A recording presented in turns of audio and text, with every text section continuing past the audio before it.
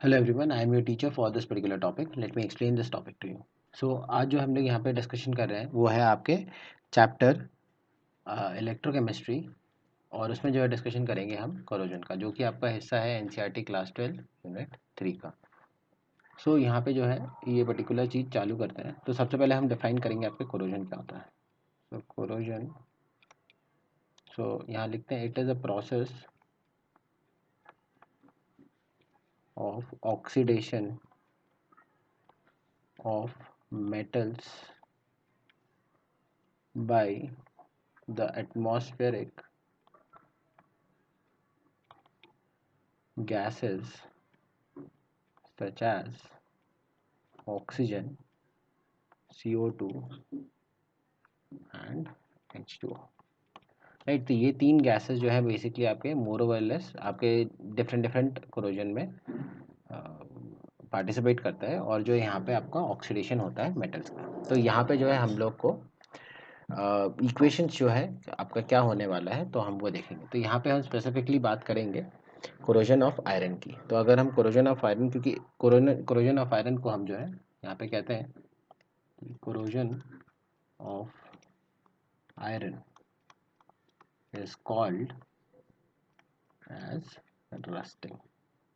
तो रस्टिंग एक बहुत मेजर इशू है जहाँ पे वो आयरन के सारे प्रॉपर्टीज़ को जो है ख़राब कर देता है, और हमें इसको सेव करने के लिए अलग अलग प्रिवेंशन मेथड लेने पड़ते हैं. तो यहाँ पे बेसिकली आपको पता होना चाहिए कि in rusting the cathode and anode are on the surface of the metal at different points. तो डिफरेंट डिफरेंट पॉइंट्स पे आपका एक पॉइंट आपका कैथोड की तरह काम कर रहा होगा और दूसरे आपका एनोड की तरह. यहाँ पे अगर हम एनोड का रिएक्शन देखें तो एनोड का रिएक्शन है 2Fe सॉलिड कन्वर्ट हो रहा है basically 2Fe2 plus plus 4 electron release कर रहा है. और यहाँ पे अगर ई नॉट देखें इस पर्टिकुलर सेल का, नहीं सॉरी इस पर्टिकुलर प्रोसेस का, तो ई नॉट आएगा आपका -0.44 वोल्ट्स के बराबर. राइट. मतलब कि ऑक्सीडाइज होने में ज़्यादा इंटरेस्टेड है. और कैथोड पे देखें तो आपका यहाँ पे जो O2 है जो एटमॉस्फेयर से आ रहा है गैस फॉर्म में है, प्लस 4H प्लस 4 इलेक्ट्रॉन्स करके जो है आपका 2H2O प्रोड्यूस करता है. राइट. तो यहाँ पे आपका ई नॉट देखें इस पर्टिकुलर रिएक्शन का, जो कि आपके H+O2 और H2O फॉर्मेशन में है. तो यहाँ पे इसका आता है आपका 1.23 वोल्ट्स के आसपास. तो हमें यहाँ पे ओवरऑल अगर रिएक्शन देखें तो ओवरऑल रिएक्शन यहाँ पे जो होने वाला है वो है आपका 2FeS जो आपके सॉलिड फॉर्म में है. अच्छा, plus O2 plus 4H plus जो एक्वा स्टेट में है. Right. Gives out 2Fe2 plus aqueous plus 2H2O ये लिक्विड फॉर्म में. और यहाँ पे जो ई नॉट आने वाला है इस पर्टिकुलर प्रोसेस का वो आएगा आपका 1.67 वोल्ट्स. राइट. अब जो यहाँ पे ये पर्टिकुलर चीज़ जो भी आपका प्रोडक्ट फॉर्म हुआ है, राइट, उस प्रोडक्ट को जो है फर्दर वो जो है आपका रिएक्ट करेगा और Fe2 plus aqueous plus 2H2O जो कि आपके लिक्विड स्टेट में है प्लस हाफ O2 से कंबाइन करेगा. राइट. ये आपके गैस से आया, गैस जो है आपका एटमॉस्फेयर में प्रेजेंट है O2 उससे आया, और इसने जो है फॉर्म किया Fe2O3 प्लस 4H प्लस जो अगेन एटमॉस्फेयर में. राइट. तो यहाँ पे अगर आप देखोगे तो यहाँ पे जो एटमॉस्फेयर है यहाँ पे ये 4H प्लस प्रोड्यूस भी कर रहा है और यहाँ पे कंज्यूम भी कर रहा है. तो इस तरीके से जो है ये आपका रिएक्शन जो है कंटिन्यूस प्रोसेस है और ये जो है आपका होता रहेगा.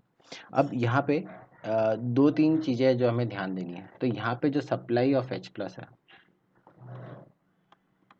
ये कहाँ से आता है? ये आता है या तो आप कह लीजिए एसिडिक ऑक्साइड्स से, राइट, जो कि है आपका मान लीजिए H2CO3 है ना, या फिर आपका H2SO3 है, जो आपके एटमॉस्फेयर में जो भी नॉन मेटालिक गैसेस हैं उनके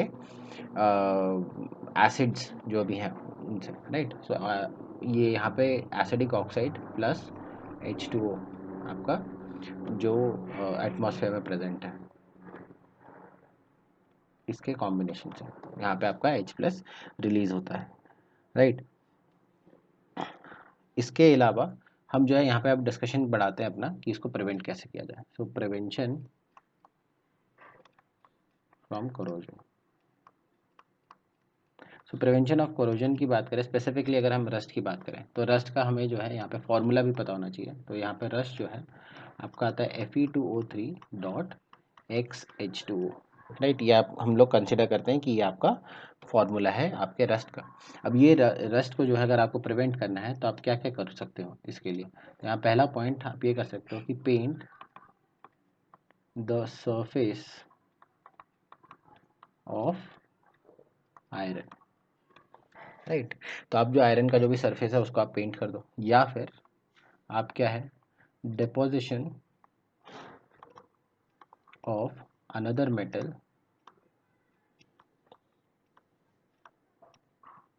such as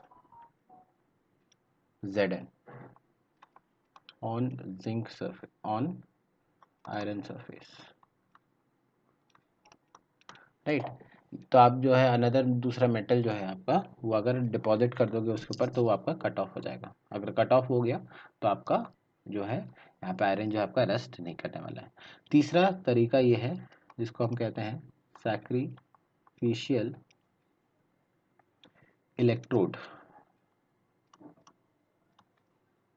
यूज करके, राइट। सैक्रिफिशियल इलेक्ट्रोड क्या होता है? अब यहाँ पे जो है आपका जो इलेक्ट्रोड होता है तो आपको एक स्ट्रॉन्गर मेटल जैसे कि like Mg, right, is used which oxidizes itself and reduces the Fe2+ if produced। तो यहाँ पे आप स्ट्रॉन्गर मेटल देखोगे तो इसकी टेंडेंसी जो है प्लस पॉजिटिव स्टेट में जाने की ज़्यादा होगी आयरन से।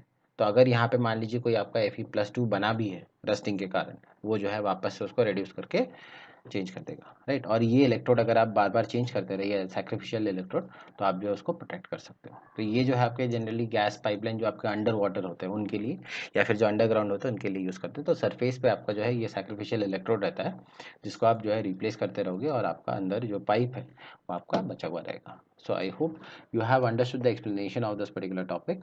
Thank you.